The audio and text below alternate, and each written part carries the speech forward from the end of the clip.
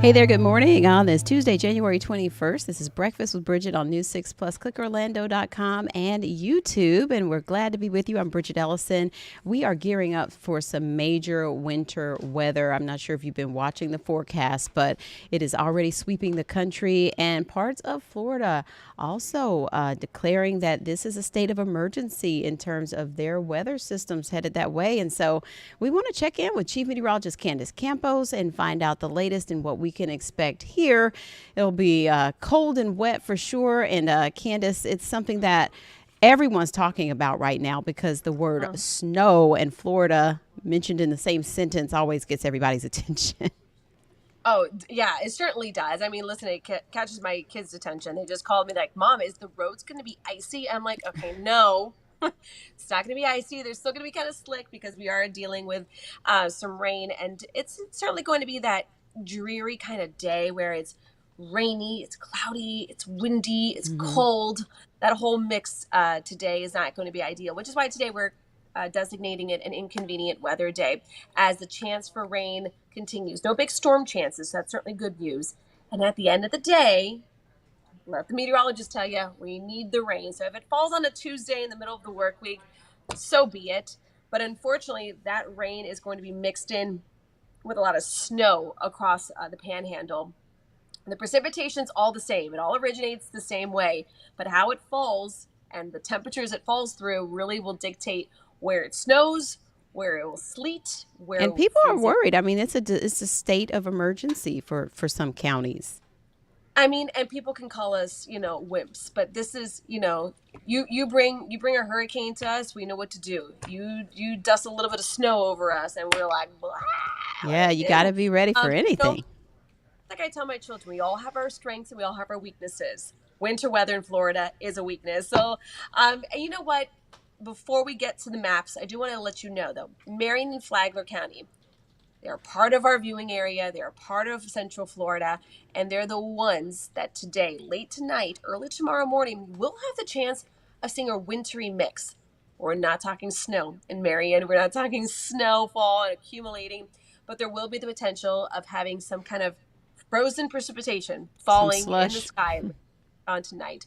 I wouldn't even call it slush. It's almost like, how hail is like circular. Rain is more like those long sprinkles like you put on a donut or a cookie.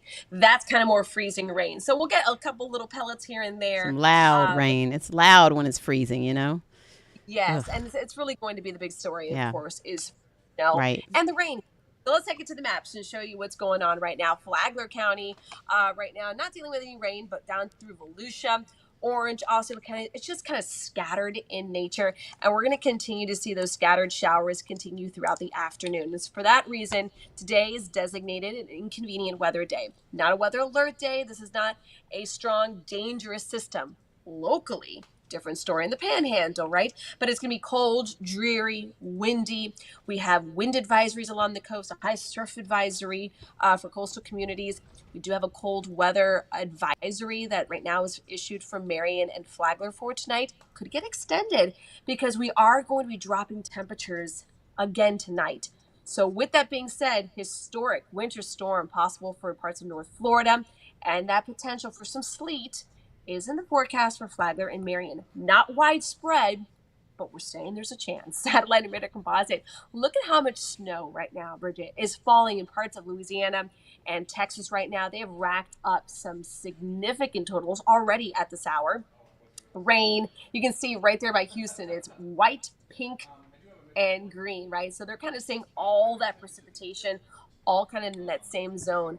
And that's going to be kind of that sliver of that mix of snow, sleet, and rain that North Florida will be dealing with later on today. Locally here, though, that rain is starting to surge in from the south, and that will stay in place throughout the day. And then when that rain is kind of worked over, then we're going to see that big sweep of the moisture from the Gulf of Mexico. So let's show you here clouds and rain forecast. You can see scattered showers off and on throughout the day.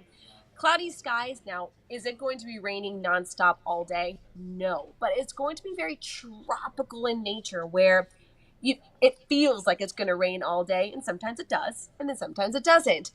Some of those pockets will be misty, light scattered showers. and then there'll be those little bubbles of yellows and reds producing some heavy amounts of rain. So throughout 9 o'clock, again, a lot of green on the radar. We're going to be stuck under all that cloud cover. Then as we head into the overnight hours, by midnight, you can see scattered showers. But notice, look, that little tiny pink. You see it over St. Augustine and as far south as Ocala. That is what we're calling about freezing rain or sleet. Kind of that wintry, slushy mix that you really don't know what it is, but it doesn't look like normal rain. And then that will kind of get worked over. It'll warm up. That will kind of melt into just plain old rain in the forecast. And then we'll finally start clearing things out by Wednesday afternoon. So here is basically the timeline. For the majority of those watching here in Central Florida, it's just going to be a dreary, cold, rainy day. There will be some exceptions, Marion and Flagler, that could see some sleet really looking at midnight to about 4 a.m. That's going to be kind of that zone for the sleet before we start drying things out on Wednesday. So to take here hour by hour, a decent shot for rain, up to about a 90% chance. But notice those temperatures are not going to be warming up much, staying in the 50s. How crazy is this, Bridgett? We are talking about a storm warning as far south as Alachua County, including Jacksonville tonight and into early tomorrow morning. But a little further south, because we're going to be in that weird zone between is it rain, is it sleet, we do have a winter weather advisory, meaning that we could have some icy weather accumulating like less than 1/10 of an inch. We're not saying much, but Marion County is highlighting that, especially as we head into up to Lake George as well. So the precip types will differ significantly. We're talking 4 to 8 inches of snowfall total along the panhandle. There from the Big Bend through Jacksonville, south into Ocala will be more of that sleet mixed in with the rain. And then everywhere else further south will be just good old-fashioned Florida rain, which again, certainly needed. So again, weather is an inconvenient day today. We're going to dry things out. That 60% really is going to be before sunrise on Wednesday. We're going to dry things out. And then look, is that summer? I think I see summer come Sunday. Temperatures are going to be back into those low 70s by the end of the week, early next week. Wild weather. It is certainly going to be something to watch closely. Schools are canceled for Wednesday. Snow plows are being ordered. State of emergency. Again, not for us, but our hearts and our warm rain, we will send it up to the panhandle because they are going to need it. Yeah. I can't help but hope that things shift a little bit more in our favor to have less of that ice, because it's just so dangerous and like you said, we're not used to it. And like I talked to Trooper Steve about the roads and everything. So hopefully people who don't need to be out traveling around this little time frame won't do that, because it's not going to be fun to drive in. The kids are always so used to hurricane days where you're kind of stuck inside all day because it's, hurricane outside. But this one is kind of one of those nice ones where it's like, if you just stay inside, just hang out. So yes. Maybe park the car under something covered. Yeah, you could do that too. All right. Thank you, Candace. Bye. All right, bye. And we were talking about that traffic, and Trooper Steve is over there, getting us ready to hit the road this morning. But now this is starting to get real, Steve, with you've gotten some more updates on what's being prepped for farther north. Oh, you're muted. Can you hear me now? Yeah. There we go.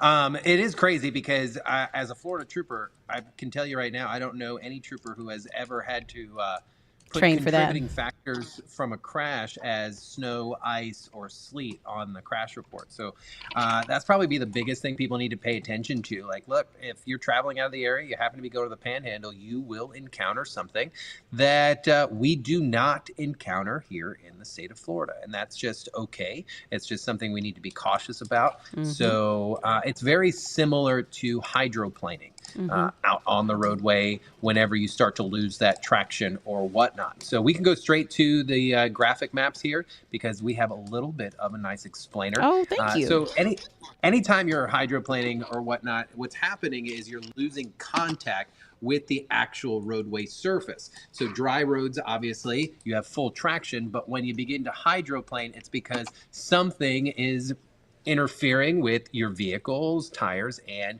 making contact with the road. So at Hmm. slower speeds, road contact will always pretty much remain the same. Why? Because of the weight of the vehicle you're pushing down. The more you begin to speed up, the less contact with the road, and then fast speeds in not perfect conditions result in the loss of contact, aka the word hydroplane. I'm using the term hydroplane. It is a water kind of scenario, but it is around the same situation when it comes to regaining traction out on the roadway. So here, this is a good explainer here. Hmm. So dry roads, tires make contact with the road at all times. When the wet roads, we lost contact. You kind of begin to slide everywhere and things like that. So this is coming back full screen. What I would say is most drivers begin to panic rather Hmm. quickly when stuff like this happens. What happened, Candace has been mentioning it, we've been talking about it, is when your vehicle begins to swerve a certain direction, Hmm. our normal reaction is to overcorrect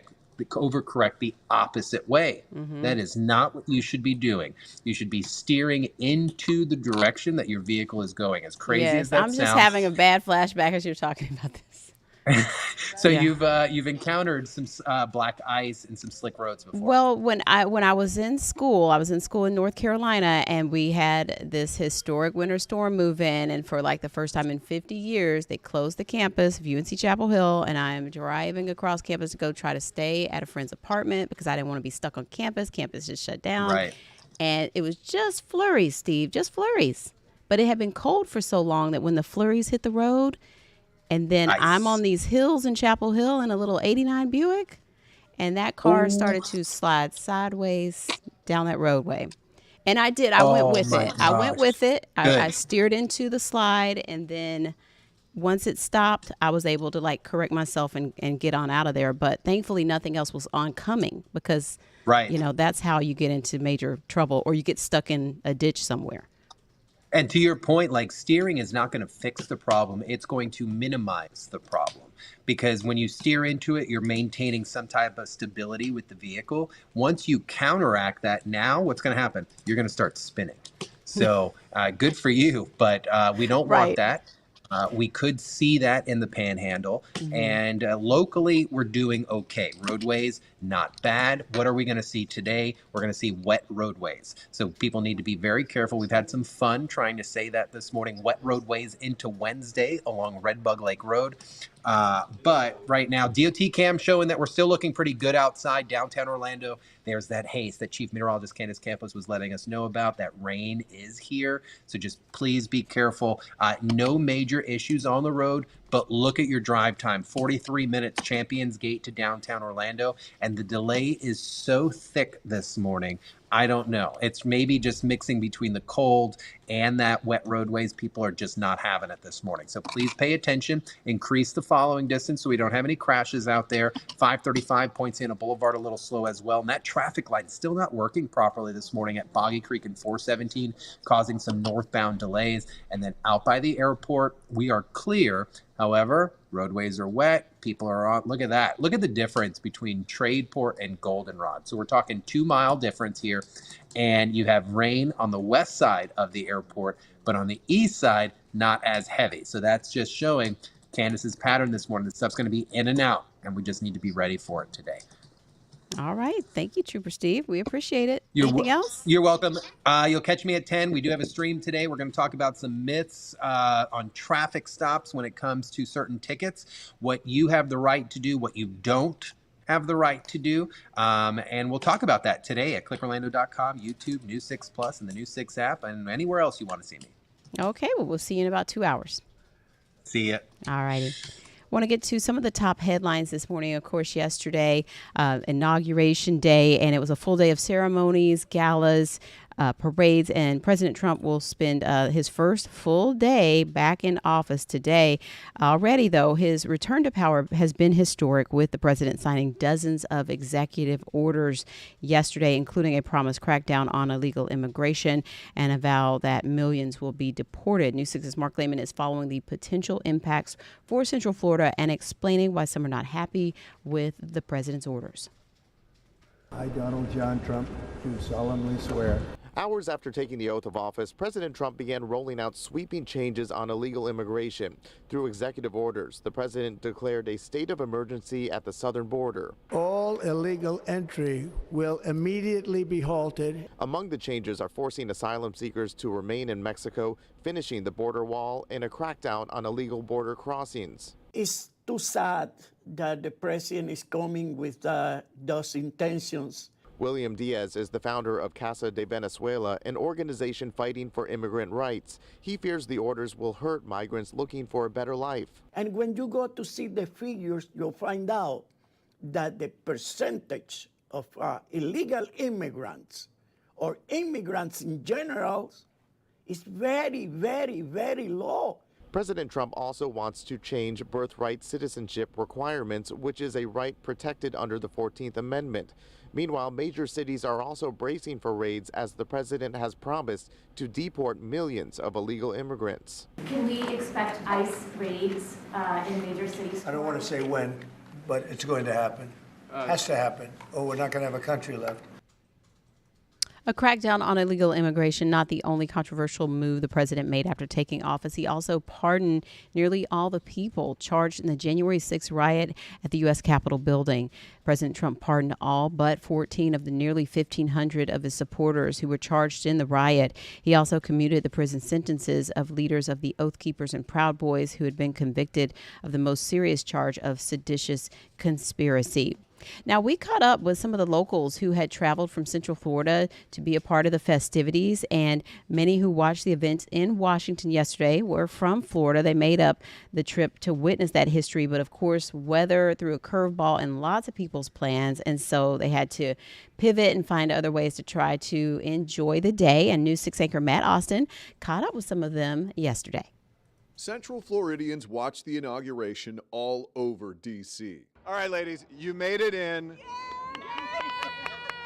Some, like these four women from Windermere, braved mile-long lines during a freezing morning to watch from the Capital One Arena. What did it take to get into this arena today? 4 a.m. Across town, in a packed lobby bar, Floridians from Volusia County cheered and even cried as President Trump took the oath of office. I mean, it's like redemption, and I can't even put it into words right now. We're just ecstatic. All these people expected to be on the National Mall watching the ceremony. Many found this smaller, warmer setting just right. The leaders in Volusia County in Florida, they came up with a plan for us to get together as a community to celebrate this historic moment. So we're thrilled to be here. Plus, it's warmer in here than it is at the mall, isn't it? Significantly, I can agree to that. So Floridians had to just make do in all of these cases. Some of them weren't able to even get into the arena like those ladies, so they had to huddle around a TV in their hotel lobby bar just to make it happen. They did not have to brave that cold, and many of them were happy to see the president take the oath of office as well. I'm in D.C., Matt Austin, getting results, News 6. Very cool follow up there from Matt with that same group of ladies from here locally. Glad they were able to make it inside the arena. Hopefully safe travels for everyone too, trying to get back home in all this weather, of course. But we are going to take a quick break and we'll be back with a live interview. We'll be talking to the co-founder of McCall's Hope. They have a fundraiser gala coming up this weekend. We'll be right back. Welcome back. We are excited to have some live guests with us this morning, and today we are highlighting McCall's Hope, and we have Charlize Simmons, the co-founder of McCall's Hope, with us, along with Kia Blair, who's a board member, but also from Our Legacy. And it's good to see you ladies again. I'm excited about your event on Saturday at Faith Hall at First Baptist Church in Orlando, and I really want you to tell folks more about the history behind McCall's Hope. Good morning, and thank you for having us this morning. My name is Charlize Simmons. I am the founder of McCall's Hope. McCall's Hope started because it was something that is personal to me. I am a kidney disease patient, and I've done 2 times of dialysis. I've received 2 kidney transplants, and so I decided this time that I was going to do something different, and I was going to give back and help other patients who are dealing with the same things that I've dealt with. Since I've been there, I know where they are. So we provide assistance for kidney disease patients in the form of rent, mortgage, groceries, gas, transportation, medical expenses, things like that. And so that is how McCall's Hope all started. And Kia, you told me about McCall's Hope, and so it's near and dear to your heart. You joined the board, and you're involved with so many different organ donation initiatives and support groups. Why was this one so important to you? Oh, wow. Bridget, first of all, thank you for having us on to share the beauty and the support that McCall's Hope provides Central Florida um, patients who are on dialysis or who may have just received a kidney. The reason why I'm so passionate about it is because Charlotte is one of our legacies, longtime volunteers since she received her first kidney 20 years ago, more than 20 years Yeah. ago. And when I look at the work that she has done and continues to do, while also being back on dialysis before she received her second kidney, while recovering from that kidney transplant and all the things that she has struggled with, going back and forth to her transplant institute for care even after her transplant. And then I see the miracles that she's providing for families, like one of her patients, George Sloan, who we had hoped to bring to you this morning, but he's stuck in that traffic Oh this no. morning. And so we've been, calling him, and he's like, I'm coming, I'm coming. But Charles and McCall's Hope was able to save he and his mom's home. They were about to lose their home because, financial problems. They are both on dialysis Correct. currently. And so McCall's Hope stepped in to make sure they had a roof over their heads. And it's just amazing work. And if I can help in any way, absolutely sign me up, because it's such a blessing to be able to help, people in the community. Can you talk about just how common this is? So many people struggling with kidney disease, on dialysis, waiting for a match. This is something many people are going through. Absolutely. So there are 104,000 people on the national waiting list for an organ, heart, lungs, liver, kidneys.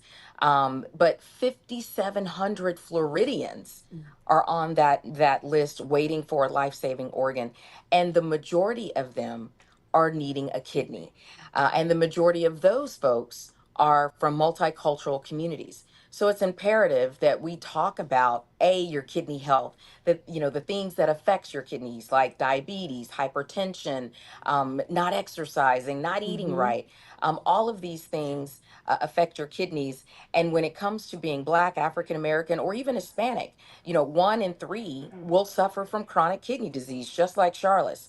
So it's important that we get the education out there about, the facts and the truth surrounding deceased donation as well as living donation, and try to help as many people as possible. So many people are suffering, and they may not need to. So that's why McCall's Hope is here to provide those resources, and like Charlotte mentioned, not only gas and other financial resources, but even over the holidays we were able to cook Yeah. meals for 150 150. patients and their families for Thanksgiving, just to provide a hot meal at Christmas time. And then we delivered them to dialysis centers Yes. all over So Central Florida. I want to quickly, before we run out of time, talk about how to support it, because of course this is a journey for many people, and like you said, so many expenses come up. So you have a fundraiser gala this weekend. Give us more details on how we can show support in helping you all do what you do to help others. So the number one way you can help to show support is always by our website, mccallshope.org. There you can make donations. The fundraising gala this weekend, we do it every year, every January. And you can, oh, thank you, there it is. You can come out and support that way. Tickets are still available, but the best way is to visit our website and click donate. Awesome. Well, we are so happy to help share this information, and we appreciate all you're doing to help those in need right now, especially with difficult health struggles. So good to have you ladies with us this morning, and I will see you on Saturday. Yes. And thank you, Bridget, for Thank supporting the cause. We you. really appreciate you. Of course, of course. It's wonderful. Thanks, Charlotte. Thanks, Kia. Take Thank care. you. Bye. Bye. All right, we are running out of time, so that's going to do it for us for breakfast. But we will see you, of course. Trooper Steve's on patrol at 10. We'll see you at noon with more updates. Have a good morning. Be safe.